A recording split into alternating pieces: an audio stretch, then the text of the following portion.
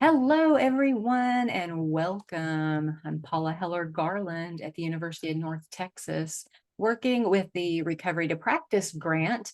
I'm doing a community interview today with Joseph Massey, and Joseph is a whole lot of things, but Joseph, I have known him for a number of years. I've worked with him in the past, and he is in private practice in the North Dallas area, does a lot of private practice and coaching online also.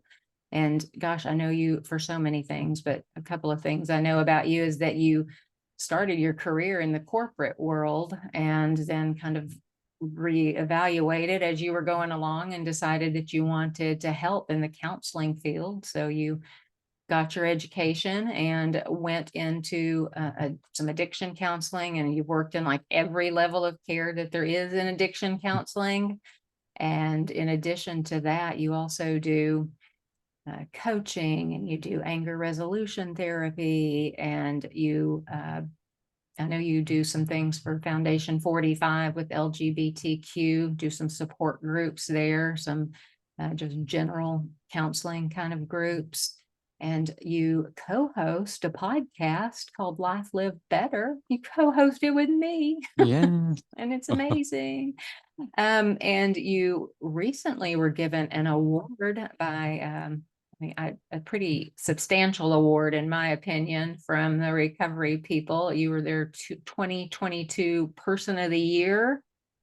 And I know that Mm. you also recently were interviewed for a article in the Dallas Voice. So I don't know when you have time to sleep with all of that going on, but I welcome you here today.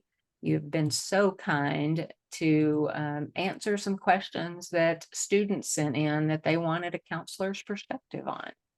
So, Absolutely. Thanks so much for having me. And man, you when you say it, it definitely sounds like I'm way busier than I am. you're always busy. I know that just from getting it and trying to set up a time to get together with you for this, you're busy. So I had students in their first week of class submit questions, and I just pulled some of the questions that they asked, questions that they wanted to ask a counselor. So I'm going to just rapid fire them out to you and see what you have to offer us here. Okay, You ready to go? let's go.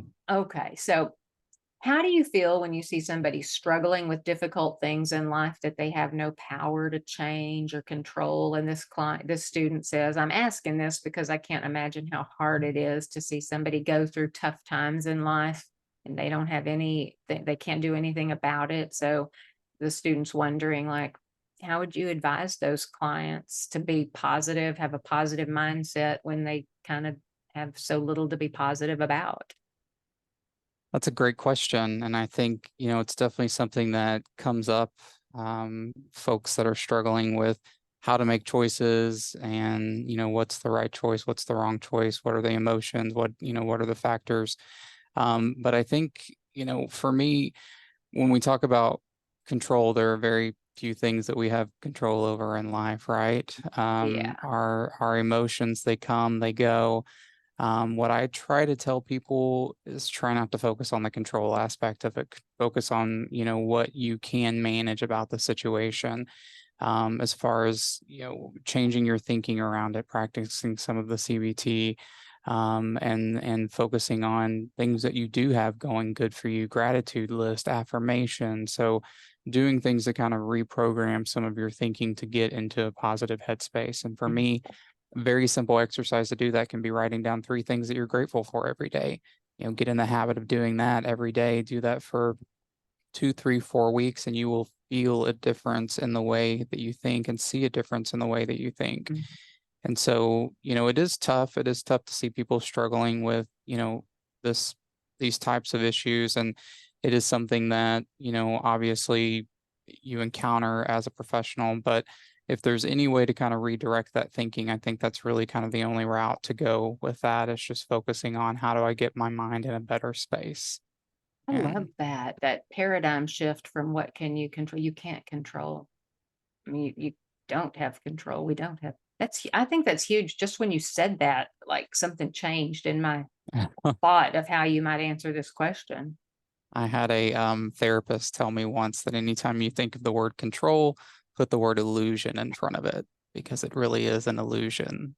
Oh, that's for sure. That's awesome. Thank you so much.